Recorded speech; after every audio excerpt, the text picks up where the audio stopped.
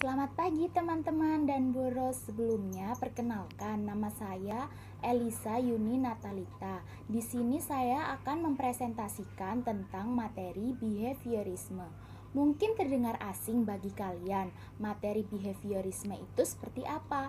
Tetapi di sini saya akan menyampaikan materi ini sehingga kalian semua bisa lebih memahami tentang materi ini. Nah, sebenarnya apa sih teori behaviorisme itu? Teori behaviorisme adalah teori yang dicetuskan oleh Gage and Berliner tentang perubahan tingkah laku anak. Jadi dapat disimpulkan bahwa teori behaviorisme adalah teori pembelajaran yang mengamati perubahan perilaku anak akibat adanya interaksi antara stimulus dan respon. Teori ini biasa disebut dengan teori behavioristik. Teori ini dapat kita jumpai di sekolah-sekolah karena menurut guru atau pengajar, anak akan lebih mudah memahami tentang materi pembelajaran jika menggunakan teori behaviorisme ini. Di dalam teori behaviorisme ini, stimulus dan respon merupakan hal yang sangat amat penting. Jadi sebenarnya stimulus itu apa sih? Stimulus sendiri mempunyai arti sebagai rangsangan. Jadi dapat kita simpulkan bahwa stimulus adalah sesuatu hal yang akan merangsang pikiran anak.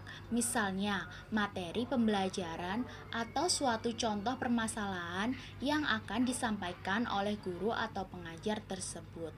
Lalu respon itu apa? Respon sendiri mempunyai arti sebagai reaksi. Jadi dapat kita simpulkan bahwa respon adalah bagaimana anak itu mereaksikan atau menanggapi tentang materi pembelajaran.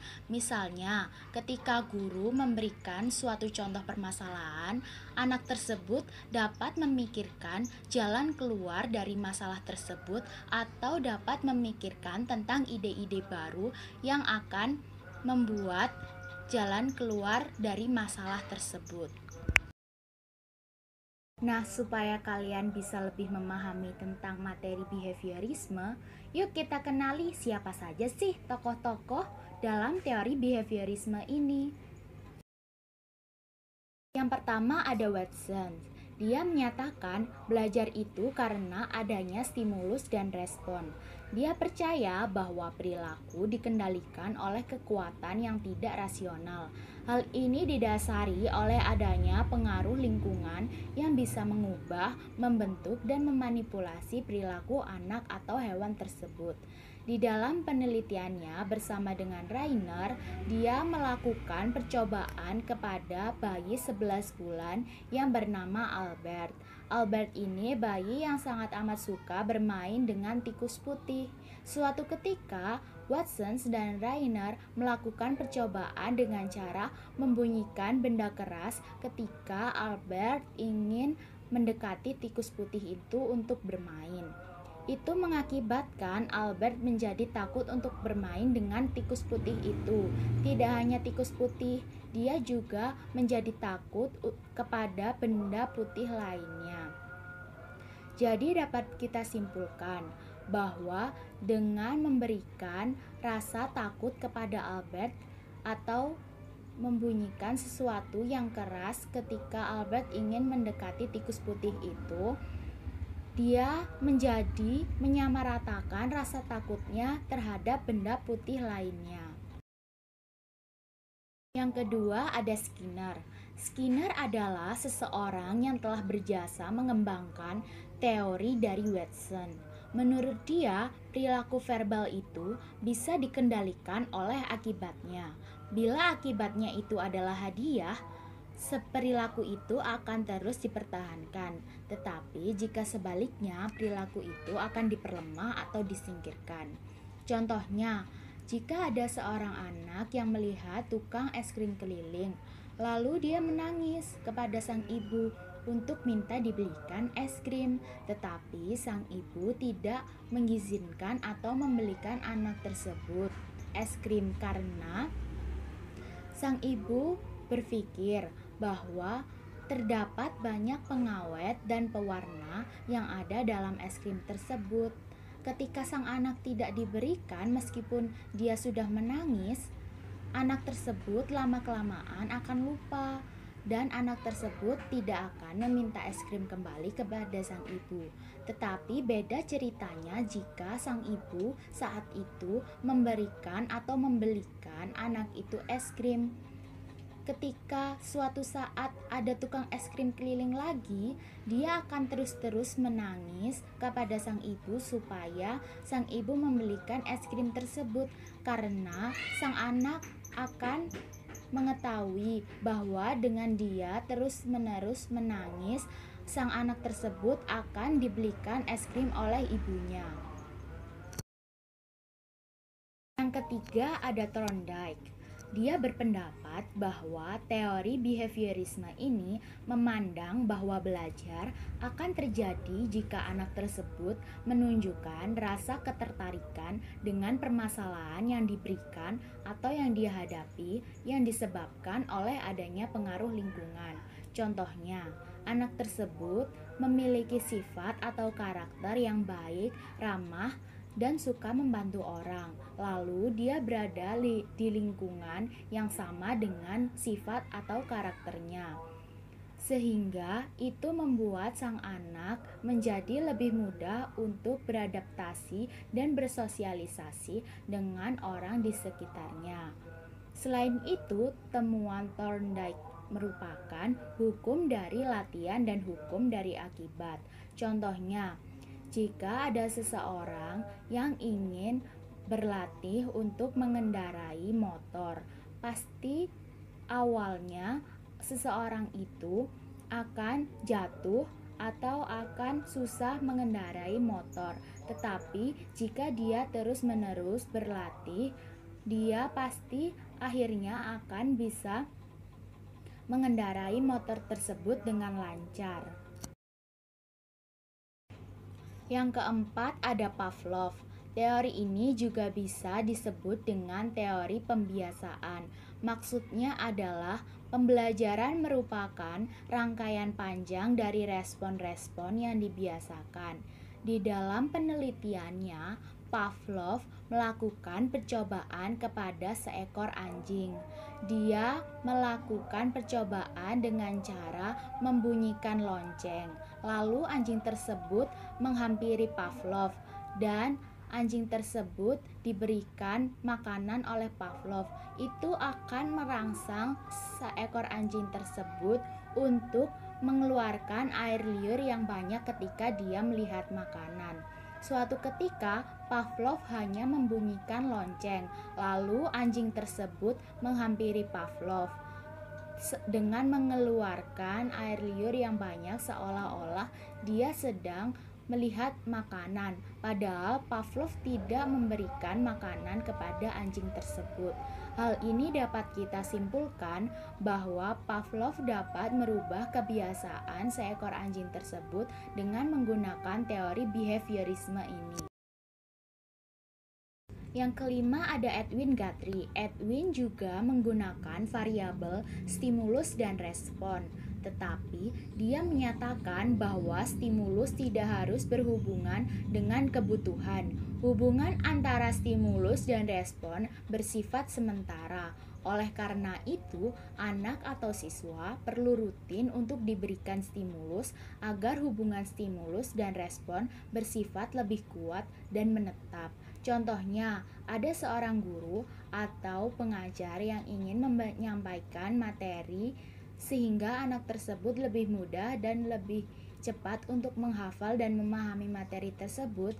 Guru itu harus memberikan cara sekreatif mungkin untuk menyampaikan materi tersebut, misalnya dengan cara menggunakan metode nada lagu dalam menghafal atau mengingat materi pembelajaran. Hal itu dapat membuat anak lebih mudah menghafal tentang materi pembelajaran jika menggunakan suatu nada lagu atau nyanyian.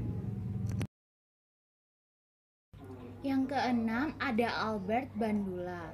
Bentuk belajar menurut Albert adalah menekankan pada pentingnya peserta didik atau anak untuk mampu mengolah sendiri materi atau informasi yang diperoleh dari pengamatan di lingkungan sekitar mereka. Contohnya, seorang guru memberikan tugas dengan cara menyuruh siswa tersebut untuk melakukan observasi dan pengamatan.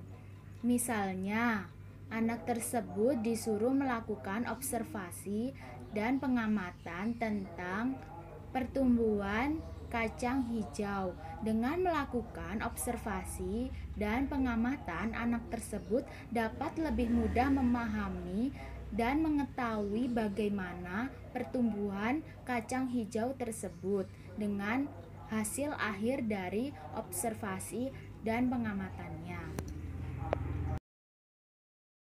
Yang ketujuh ada Clark Hall. Proses belajar menurut Hall yaitu upaya menumbuhkan kebiasaan melalui serangkaian percobaan, serta di dalam pembelajaran harus dibuat rasa ingin tahu yang tinggi akan objek yang akan diamati. Contohnya, seorang guru atau pengajar memberikan dua hasil observasi atau pengamatan yang berbeda tetapi mempunyai subjek atau benda yang sama. Hal ini membuat anak merasa ingin tahu lebih. Kenapa hasil akhir dari observasi atau pengamatan itu berbeda padahal menggunakan objek dan benda yang sama. Ayo kita kenali, apa sih ciri-ciri dalam teori belajar behaviorisme itu? Yang pertama, mengamati perubahan tingkah laku anak sesuai dengan kenyataannya. Maksudnya, kita mengamati perilaku anak bukan karena kesadaran anak tetapi sesuai dengan realita atau kenyataannya. Yang kedua, segala perbuatan dilakukan secara refleks. Maksudnya, segala perilaku anak dilakukan dengan cara mereaksikan sesuatu hal secara spontan atau refleks. Yang ketiga, mementingkan adanya pengaruh lingkungan terhadap perubahan tingkah laku. Maksudnya, kita mengetahui bahwa faktor lingkungan juga akan memberikan dampak dari perilaku anak tersebut. Misalnya, ada seorang anak yang berada di lingkungan yang baik, sehat, dan harmonis. Anak tersebut akan menunjukkan perubahan tingkah laku yang serupa. Yang keempat, terbentuknya hasil belajar atas dasar adanya reaksi atau respon yang ditunjukkan kepada anak atau siswa tersebut. Maksudnya, dengan menggunakan teori behaviorisme ini, kita dapat mengetahui hasil belajar anak atas dasar respon dan reaksi yang diberikan kepada anak tersebut. Kira-kira bagaimana sih penerapan teori belajar behaviorisme dalam proses pembelajaran? Yuk kita amati. Yang pertama, mengarahkan siswa atau anak untuk mencapai target tertentu. Maksudnya, kita sebagai guru atau pengajar dapat membimbing anak untuk bisa mencapai atau menguasai materi pembelajaran saat itu. Yang kedua, melakukan analisis pembelajaran. Yang ketiga, mengamati dan memberikan stimulus berupa tes, latihan soal, atau tugas. Yang keempat, mengembangkan bahan yang akan diajarkan oleh siswa atau anak tersebut. Misalnya, contoh topik permasalahan atau topik pembahasan materi. Yang kelima, mengamati dan menganalisis respon dan reaksi yang diberikan oleh anak atau siswa tersebut. Yang keenam, merevisi kegiatan pembelajaran. Maksudnya adalah kita mengevaluasi kembali metode pembelajaran yang telah kita sampaikan ini. Cocok atau tidak, efisien atau tidak, bagus atau tidak, sehingga anak tersebut dapat memahami materi tersebut. Kalau misal materi pembelajarannya yang telah kita sampaikan ini masih tidak menunjukkan kemajuan dan perkembangan anak, kita dapat melakukan inovasi-inovasi terbaru dalam menyampaikan materi pembelajaran kepada anak tersebut. Yang ketujuh, menganalisis dan menguatkan apa saja yang dapat menimbulkan respon pada anak atau siswa tersebut.